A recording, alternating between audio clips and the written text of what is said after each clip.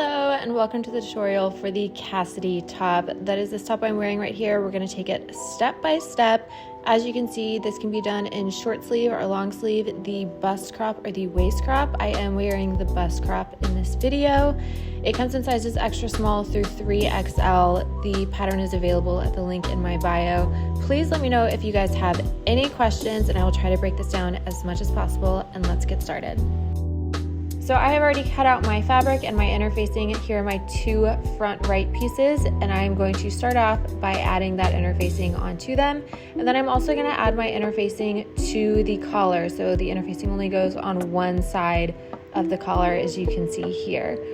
Once you've done this, you can set your collar aside, and I'm actually going to do a zigzag stitch, or you can do a serge to close up those seams on the inside because they will sit raw on the inside, just so it looks nice and neat. This is optional just if your fabric frays. If it doesn't, you don't have to worry about this, and you can also use a serge for all of these stitches if you're worried about fraying.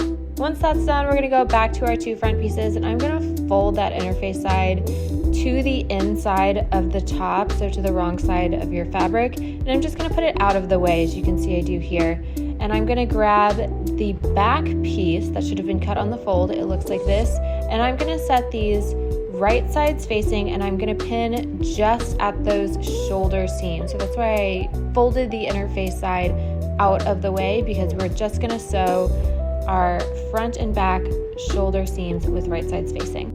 Once you've sewn them, it should look like this. Again, the whole pattern has 0.5 inch seam allowance already included. So you can see I have sewn that up, and now I'm just going to press everything and make it look nice. I'm using a tailoring hand, but you can use whatever you have around so that you can get your seams flat. Now I'm going to grab my collar piece again, and I'm going to fold this so it is right sides facing. Once I fold this, I'm going to pin just the two sides. We are leaving the top edge unsewn, and we're going to sew those down. Once I've sewn that down, I'm just going to clip those corners and trim off my seam allowance. Push this inside out. I like to use a little tool to make sure my corners are sharp, and we're going to give this a nice press so that our collar is ready.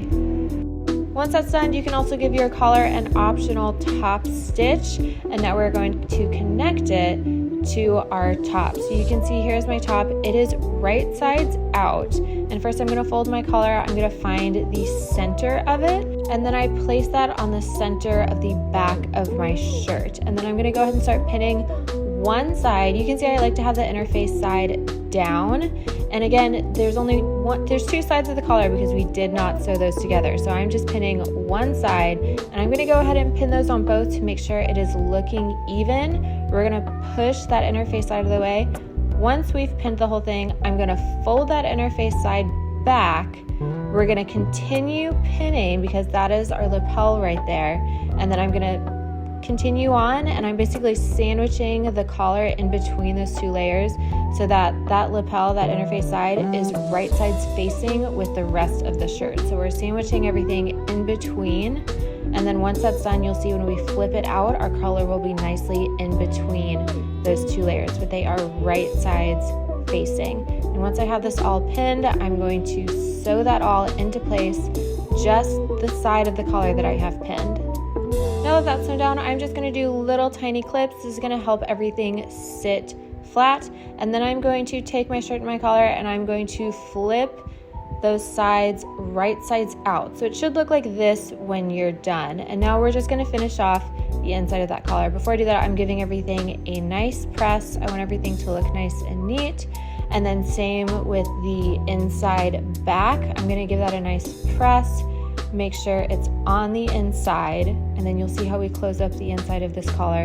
We're going to take this and follow the seam line that's already sewn, and we're going to fold it over and pin it into place.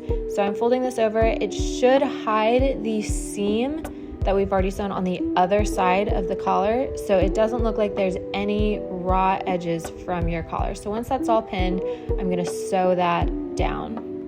And here's what that should look like from the inside and the outside. I'm going to give this another press so that my collar looks nice. I'm also going to press my lapel where it kind of naturally turns in. You'll see the shirt will naturally want to turn in. And I'm also going to finish off the inside of our interface. See how it is loose? We are going to sew that down in with our shoulder seam. And when I say in with our shoulder seam, I'm going to make my stitch the same as this shoulder seam, so you will not see it from the outside. And once that's done, it should look like this. You can see that raw edge is now in my shoulder seam. We're going to go and we are going to move on to our sleeve. So I'm going to place my shirt out like this. This is the right side of my shirt. I'm going to take my sleeve and I'm going to pin it at the top, and then I'm going to go all the way down each side with the right side of my sleeve. So these are right sides facing. We're going to pin the entire sleeve into place. And once this is all pinned and looking correct, we are going to take that over to our sewing machine and sew it down. And once you finish that sleeve, it should look like this. And then we are just going to repeat those exact same steps for our next sleeve. So again, pinning right sides facing, and we're going to sew down that sleeve. And then I really apologize, I don't know why this came out blurry, but thankfully we are just cutting off our seam allowance for both sleeves. At this point, you should have something that looks like this. It is almost a complete looking top, and we're going to sew down that entire side from the sleeve all the way to where the armpit is right there and the side. So you can see I like to start from the armpit and then I go up and down the sleeve, and I'm going to sew that all together, and I'll repeat it for the other side so you can see we are pinning the entire sleeve and the side of the top, and we'll do that all in one stitch. So you'll sew the whole side and the sleeve down at once. Now that that's sewn, we are just going to trim off all of that seam allowance, and then we are going to work on our cuffs. There is a 1 inch seam allowance for this, so we are going to fold this to the inside. My shirt is inside out right now, so I'm folding it to the inside 1 inch, and I'm going to sew that into place. I've already done that here, so you can see my cuff is sewn and ready, and I've done that for both sides. And now we are just going to finish off the bottom. I'm doing a rolled hem, so I'm going to fold this in once, pin it into place all the way through the entire top, and then I'm going to sew this down.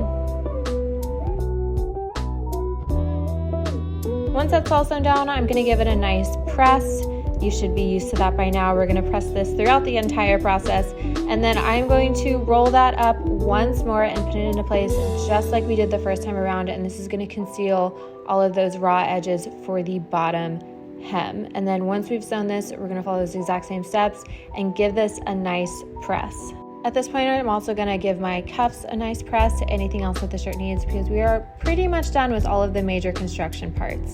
To sew your lapel to your collar, this is optional, you don't need to do this.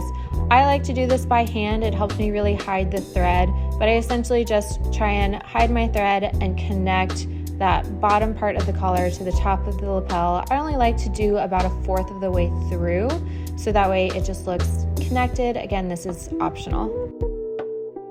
Finally, one of the last steps, we are going to move on to our buttonholes. So the first step is to mark where you want them.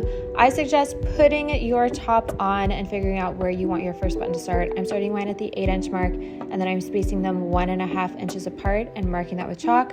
I'm doing the under bust crop, so mine might be a little bit shorter than yours, and I'm not adding as many buttons. If you are unsure of how to do a buttonhole stitch on your sewing machine, I do have a full tutorial on this YouTube of how to do this. I'm using a Singer Heavy Duty. They are pretty standard amongst most machines, so I can show you guys how to use this buttonhole foot and make a buttonhole on your machine. So once you've got your buttonholes, they'll look like this, and then it's time to add your buttons. I just like to do this by hand instead of with my machine, but you can choose how you like to add your buttons.